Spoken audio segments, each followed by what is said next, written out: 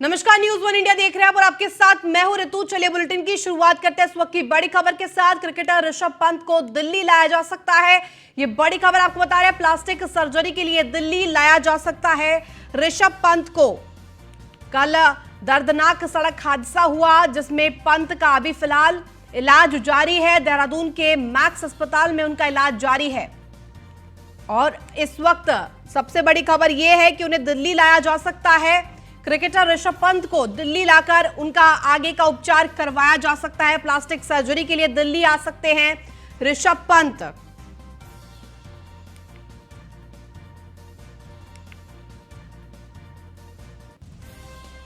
कल जिस तरह से उनके साथ एक बहुत ही दर्दनाक हादसा हुआ, बुरी तरीके से उन्हें चोट लगी, घायल हुए और ऐसे में सर और पैर में भी चोट लगी है। इसी खबर पर ज्यादा जानकारी के साथ विशेष संवाददाता सुदीप जैन जुड़ गए। सुदीप, जिस तरह से अब ये खबर आ रही है कि दिल्ली लाया जा सकता है क्रिकेटर ऋषभ पंत को, कल एक दर्दनाक हादसा हुआ था, क्या कुछ अधिक जानकारी आपके पास? जी देखिए, हमारी जानकारी ये है कि उनके पैर में चोट है, उनकी प्लास्टिक सर्जरी भी एक हुई है कल, और उनके माथे पर 2 कट्स हैं, पीठ में चोटें हैं। जो दिल्ली क्रिकेट एसोसिएशन की टीम है वो बीसीसीआई के संपर्क में है और बीसीसीआई मैक्स हॉस्पिटल के डॉक्टर्स के संपर्क में है, तो उनकी रिपोर्ट के आधार पर अगला निर्णय लिया जाएगा। लेकिन सूत्र ये बता रहे हैं कि जो दिल्ली क्रिकेट एकेडमी है, जो दिल्ली क्रिकेट एसोसिएशन है, उसके कुछ पदाधिकारी मैक्स अस्पताल पहुंच रहे हैं, जो डॉक्टर से डिसीजन के बाद अगला निर्णय लेंगे। हालांकि राज्य सरकार ने, मुख्यमंत्री ने कल ही कह दिया था यदि आवश्यकता पड़ती है कहीं बाहर अच्छे इलाज के लिए ले जाने के लिए तो एयर एम्बुलेंस आज की भी तत्काल व्यवस्था की जाए, कहीं कमी न रखी जाए। तो व्यवस्थाएं पूर्ण हैं, क्योंकि खुद मुख्यमंत्री प्रधानमंत्री ऋषभ पंत की मां से कल ही बात कर चुके हैं। सीधे तौर पर संदेश है कि ऋषभ पंत भारतीय क्रिकेट टीम के खिलाड़ी हैं और उनकी सुरक्षा के लिए, उनकी स्पीडी रिकवरी के लिए सभी गंभीर है, सभी प्रयासरत हैं। तो थोड़ी देर में भी तस्वीर और साफ हो जाएगी कि क्या ऋषभ पंत दिल्ली जा रहे हैं या मैक्स में उनका इलाज चलेगा। बिल्कुल सुदीप, और ऐसे में ये महत्वपूर्ण जानकारी देने के लिए बहुत बहुत धन्यवाद। तो चलिए आपको सीधे लिए चलते दिल्ली, जहां पर राहुल गांधी प्रेस कॉन्फ्रेंस कर रहे हैं। क्या कुछ कह रहे हैं आपको सुनाते हैं। मैंने नदी भी कहा है, ये एक जीवित चीज है, इसकी एक आवाज है, इसकी भावनाएं हैं, फीलिंग्स हैं, और ये एक प्रकार से हिंदुस्तान की भावनाएं हैं, फीलिंग्स हैं। तो ये यात्रा हमें ये चीजें बता रही है। तो मुझे एज ए इंडिविजुअल काफी सीखने को मिला और मैं सबको धन्यवाद करना चाहता हूं जो भी हमारे साथ आए। आप लोग में से बहुत लोग आए और खासतौर से जो हमारे ऊपर आक्रमण करते हैं, मेरे जो आरएसएस के, बीजेपी के मित्र हैं, उनको भी मैं धन्यवाद करना चाहता हूं, क्योंकि एक्चुअली हो क्या रहा है, जितना वो आक्रमण करते हैं उतनी हमको अपनी पोजीशन इंप्रूव करने का मौका मिलता है। तो मैं चाहता हूं, और मैं सीरियसली बोल रहा हूं, मैं चाहता हूं कि वो थोड़ा और जोरों से करें और अग्रेसिवली करें, तो कांग्रेस पार्टी को और हमें, मतलब अपनी जो आइडियोलॉजी है वो अच्छी तरह समझ आए। एक प्रकार से मैं उनको अपना गुरु मानता हूं कि वो मुझे रास्ता दिखा रहे हैं कि क्या नहीं करना चाहिए, रिएक्ट कैसे करना चाहिए, और अच्छी ट्रेनिंग दे रहे हैं मुझे, तो उनका भी मैं धन्यवाद करना चाहता हूं। Thank you.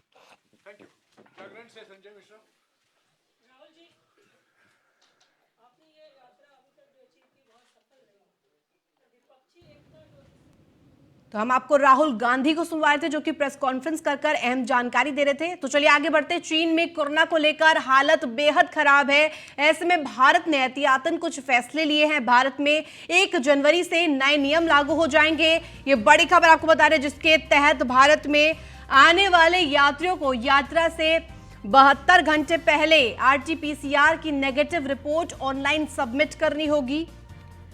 ये बड़ी खबर आपको बता रहे हैं, ऑनलाइन सबमिट करनी होगी नेगेटिव रिपोर्ट आरटी-पीसीआर की। और ऐसे में अब उसके साथ ही फ्लाइट में आने वाले कुल यात्रियों के 2% का कोविड रैंडम टेस्ट भी किया जाएगा। ये बड़ी खबर, बड़ी पहल की है भारत सरकार ने। और भारत में चीन के अलावा थाईलैंड, जापान, दक्षिण कोरिया, हांगकांग और सिंगापुर से आने वाले यात्रियों के लिए भी कोविड नेगेटिव अनिवार्य किया है। ये बड़ी खबर आपको बता रहे हैं। आवाजाही करने वाले जो भी यात्री सफर कर रहे हैं, हवाई सफर करने से पहले इस चीज का बेहद ख्याल रखें कि 72 घंटे पहले आप आरटी-पीसीआर नेगेटिव रिपोर्ट जरूर सबमिट करें।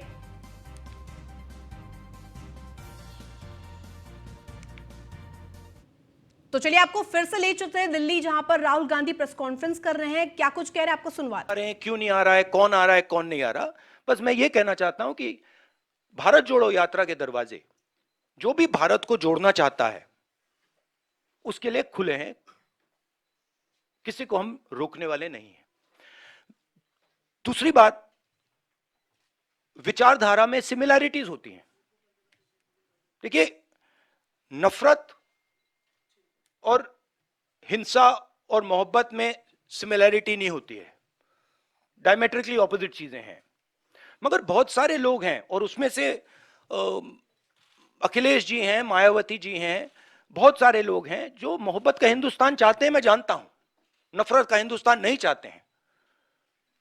तो रिश्ता तो है उनके साथ, आइडियोलॉजिकल रिश्ता और भारत जोड़ने का और नफरत को मिटाने का रिश्ता है। आज तक से सुप्रिया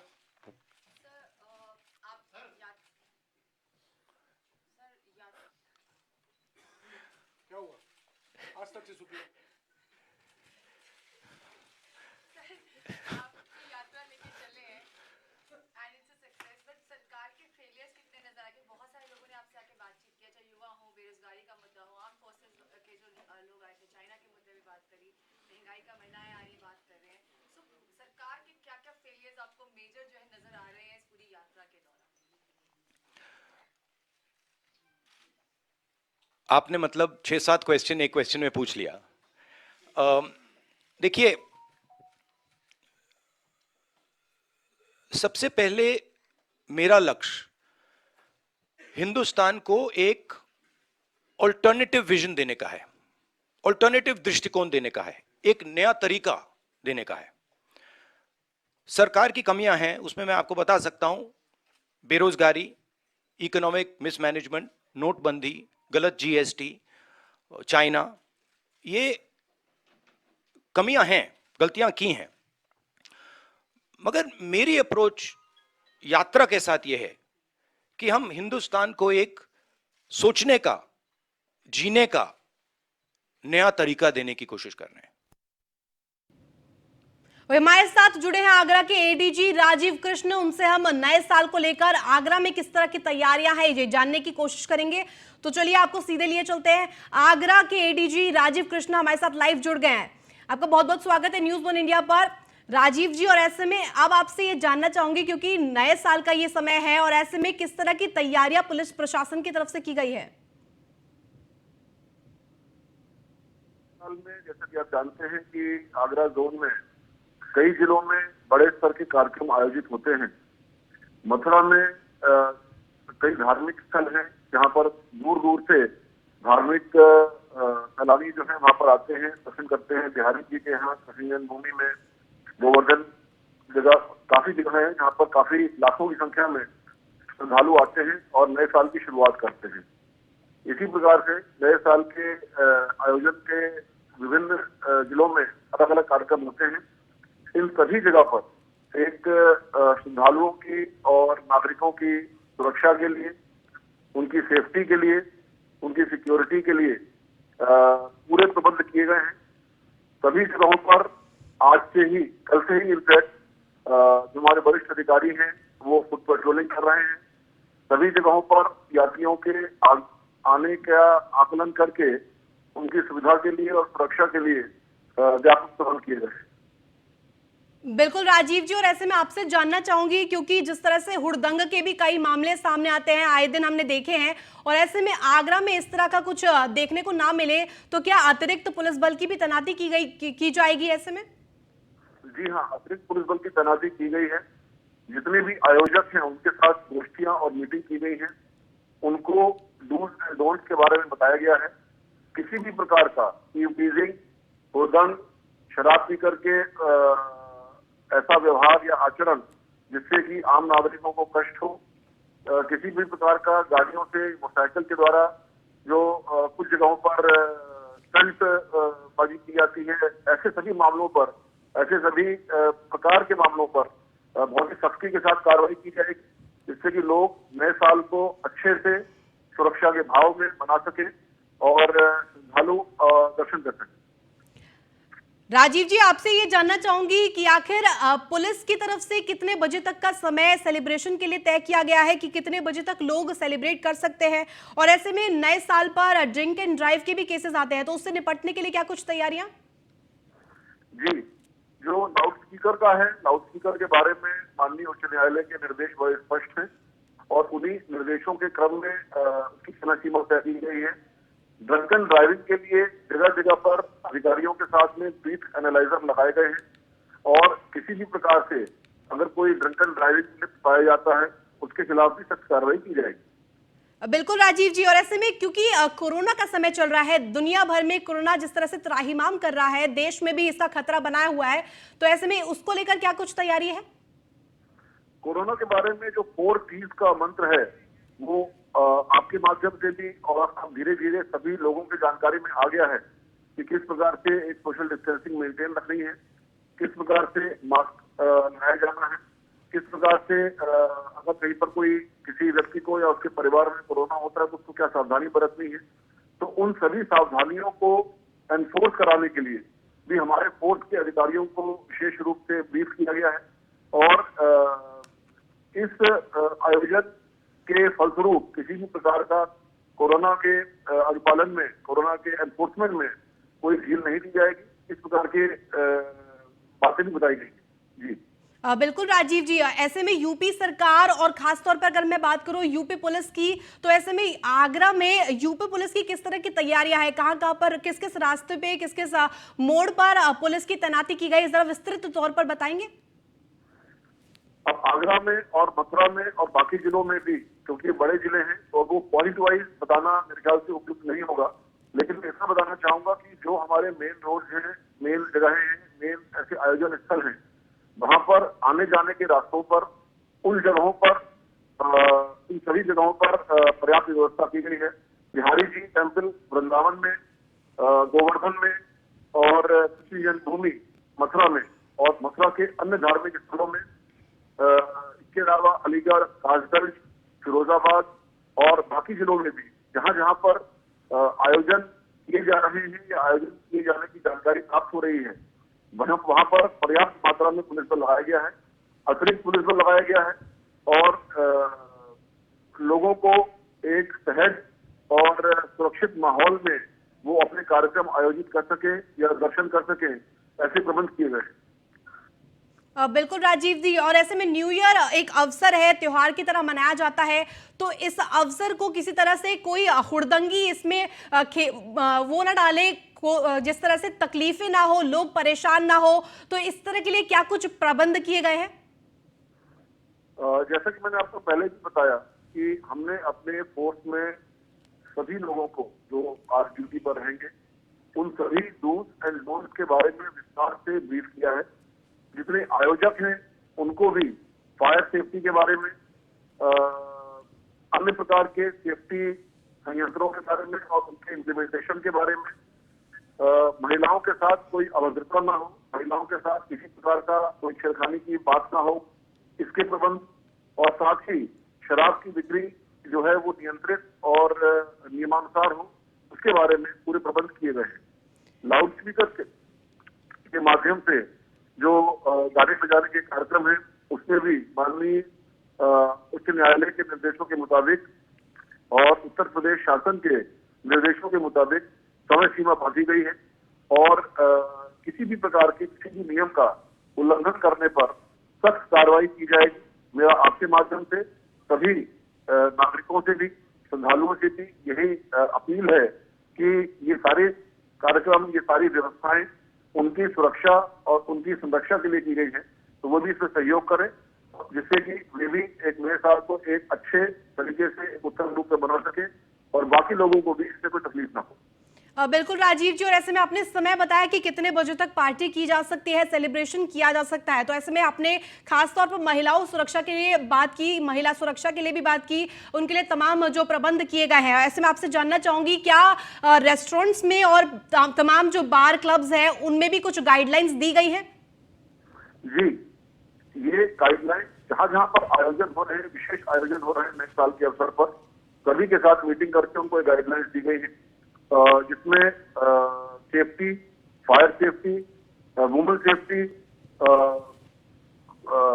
जो लाउड स्पीकर या वॉइस के कंट्रोल इत्यादि के बारे में उनको बताया गया है। जी, आपकी तरफ से क्या संदेश है उन लोगों को जो आज पार्टी कर रहे हैं नए साल के इस अवसर पर? मेरी तरफ से भी, आगरा जोन पुलिस की तरफ से भी यही संदेश है कि वे इस आयोजन को खुशी के साथ मनाएं, नए साल का एक उल्लास के साथ उसको आमंत्रित करें, उसका स्वागत करें। जो लोग श्रद्धालु ईश्वर के दर्शन करना चाहते हैं, मंदिरों के दर्शन करना चाहते हैं, वे श्रद्धा के साथ वहां पर जाएं और इस प्रकार की जो व्यवस्थाएं बनाई गई हैं उनका अनुपालन करें, जिससे बाकी लोगों को क्या श्रद्धा ना हो। बिल्कुल राजीव जी, और ऐसे में तमाम लोग नए साल के अवसर पर सेलिब्रेशन कर रहे हैं, तो ऐसे में आपसे जानना चाहूंगी कि पुलिस महकमे में किस तरह की तैयारी है, पुलिस महकमे में किस तरह से नए साल का जश्न मनाया जाएगा? जहाँ तक पुलिस महकमे की बात है, तो मैं आपको बताऊंगा, जैसे इन सभी तैयारियों की वजह से हमारे अधिकतर कर्मी और अधिकारी सड़कों पर ही रहेंगे, ड्यूटी में ही रहेंगे, और हमारा तो जश्न एक तरीके से जो हमारे नागरिक हैं उनका ये जश्न शांति से और सुरक्षा के साथ संपन्न हो, महिलाओं को कहीं शिकायत करने का मौका न मिले, महिलाओं के साथ कहीं अभद्रता न हो, इसको सुनिश्चित करना ही हमारा एक जश्न है। और हमारे अधिकारी और हमारे कर्मी भी इस त्योहार को या इस नए साल के अवसर पर इसी भावना के साथ कार्यरत रहेंगे। बिल्कुल राजीव जी, और ऐसे में आगरा के प्रबंध आपने बताए, आगरा में किस तरह की तैयारियां हैं, तो नए साल की जब बात आती है तो तैयारियां तमाम तौर पर पुख्ता तौर पर की जाती है। जी जी जी, धन्यवाद तमाम जानकारी देने के लिए। आप न्यूज़ वन इंडिया पर जुड़े, इसके लिए बहुत बहुत धन्यवाद। वही भारत जोड़ो यात्रा सफल रही, यात्रा से बहुत कुछ सीखने को मिला, और ऐसे में यात्रा के बाद अब क्या कुछ सामने आएगा ये देखना बहुत ही ज्यादा महत्वपूर्ण होगा, क्योंकि जिस तरह की भारत जोड़ो यात्रा चलती आ रही है, बहुत दिन पूरे भी हो गए हैं, 100 से अधिक दिन पूरे हो गए भारत जोड़ो यात्रा के, और ऐसे में अब सियासत भी गर्मा गई है। तो चलिए रुक करते हैं अगली खबर का। अगली खबर बिहार से है, जहां बिहार के छपरा में जहरीली शराब कांड के मास्टरमाइंड को पुलिस ने दिल्ली से गिरफ्तार कर लिया है। नकली शराब बनाने वाले मास्टरमाइंड को दिल्ली पुलिस की क्राइम ब्रांच ने पकड़ लिया है।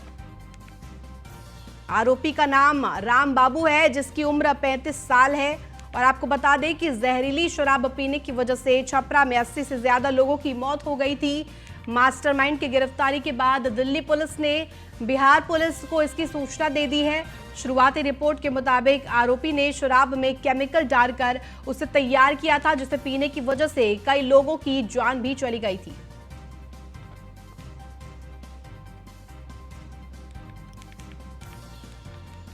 अब आरोपी मास्टरमाइंड को गिरफ्तार कर लिया है, दिल्ली से उसकी गिरफ्तारी हुई है।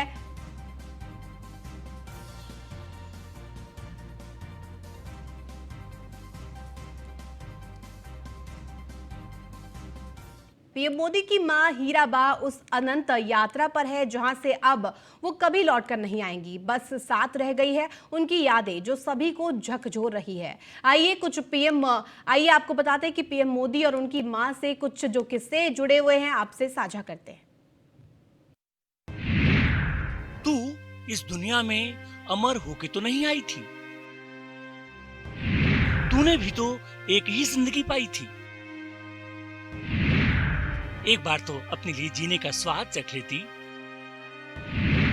सारी प्रार्थनाएं मुझ पर खर्च कर दी मां, कुछ तो अपने लिए रख लेती।